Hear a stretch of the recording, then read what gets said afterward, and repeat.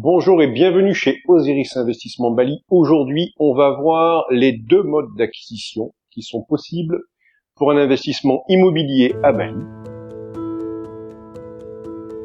Vous entendez sûrement ces termes, ou si vous êtes actuellement en recherche d'un investissement immobilier sur Bali, vous avez forcément rencontré ces deux termes-là. Donc vous avez le freehold et le leasehold. Le freehold, c'est ce qu'on appelle la pleine propriété. Et le leasehold, c'est ce qu'on appelle en français un bail amphithéotique. Donc en fait, il y a une différence entre les deux. Le freehold ne peut en aucun cas être détenu par un étranger. C'est ce qu'on appelle chez un notaire le certificat Hak Milik, le certificat de propriété. Le leasehold, lui, s'appelle chez un notaire le HSM, le Hak Sewa Menyewa, le certificat de location et de sous-location. C'est exactement ce que c'est. On va rentrer dans le détail. Donc le freehold chez le notaire vous donne un certificat Hak Milik, certificat de propriété. Ça concerne uniquement les Indonésiens nationaux, c'est-à-dire les gens de nationalité indonésienne. Par contre, ce certificat, en cas d'achat par un étranger, peut être transformé en quelque chose d'autre. Dans le cas d'une personne physique, dans le cas d'un nom propre, ce certificat SHM peut être transformé en Hak Pakai, ce qui est un droit d'usufruit, le droit d'utiliser la propriété. Ce droit est donné en Hak Pakai pour une durée de 80 ans. En cas de revente de ce bien, si vous revendez à un Indonésien national, quelqu'un qui est de nationalité indonésienne, ce certificat est à nouveau transformé en SHM, certificat Hak Milik, certificat de propriété.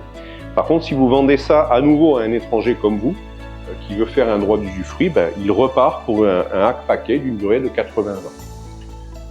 Par contre, attention, cette formule ne vous permet en aucun cas de faire du revenu locatif, c'est-à-dire que vous n'avez pas le droit de faire de la location avec un Hak Pakai. C'est interdit par la loi. Vous avez l'autre solution qui est de dire je prends un freehold, SHM, que je transforme avec une personne morale, une PT-PMA, une société à responsabilité limitée à capitaux étrangers. Entre parenthèses, cette société peut être créée à 100% de capitaux étrangers. Vous n'avez pas besoin d'un associé indonésien pour le faire. Par contre, vous allez avoir besoin de créer réellement une société et d'avoir un directeur, un commissaire, des locaux commerciaux, des employés. Notamment, le directeur devrait être résident sur place et avoir un salaire. C'est un petit peu plus compliqué. Ça va transformer ce certificat Hak Milik en HGB, qui est le Hak Guna Bangunan, qui est un certificat pour la construction. Donc c'est dans le cas où vous voulez acheter un bien et vous voulez l'exploiter de manière commerciale avec une société. La même chose, vous allez avoir un bail de 80 ans qui va être divisé en 3 périodes, 30, 20, 30, mais c'est 80 ans au total. Et en cas de revente pendant ces 80 ans, soit un Indonésien national, dans ces cas-là, ça redevient un certificat Hak Milik. Et vous pouvez aussi revendre à une autre PT-PMA, et dans ces cas-là, elle repart sur un HGB d'une durée de 80 ans. Donc voilà ce qui couvre la partie freehold. Ça vous permet de faire du commerce avec votre propriété. Ça vous permet pas de faire du commerce, tout simplement. On va s'attaquer maintenant au leasehold.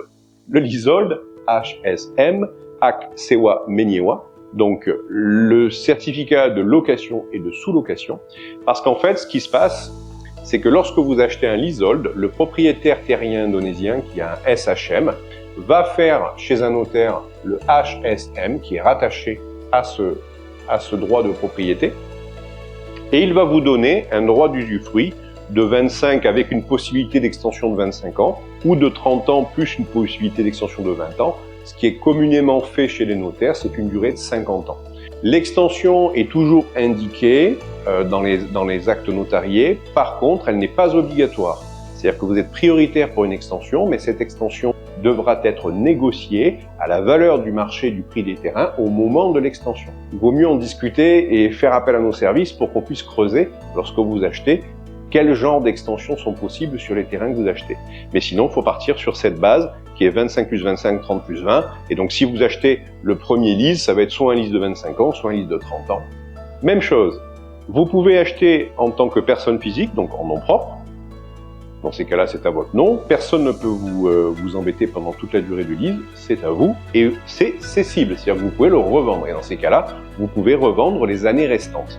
En tant que personne physique, si vous n'êtes pas constitué en société, vous n'avez pas le droit de faire du revenu locatif, excepté si vous confiez votre bien à une société, comme la nôtre, Osiris Investissement Bali, qui est déjà une PTPMA. Et dans ces cas-là, la PTPMA va louer le bien de manière légale. Donc j'espère avoir fait le tour rapidement de ces deux moyens d'acquisition, que sont le freehold et le leasehold. N'hésitez pas à poser vos questions en commentaire, à nous contacter bien entendu, sur WhatsApp, sur l'email, sur la chaîne YouTube, pour qu'on puisse bien sûr avoir soit un rendez-vous téléphonique, soit se rencontrer directement sur Bali, pour qu'on puisse rentrer beaucoup plus dans le détail sur votre projet et votre investissement sur Bali. Je vous dis à bientôt, n'oubliez pas le petit pouce vers le haut si vous avez aimé cette vidéo, de vous abonner à la chaîne si vous voulez d'autres informations, puisqu'on va continuer ce genre de petites vidéos informatives sur l'investissement immobilier sur l'île des Dieux. Je vous dis à bientôt, bye bye.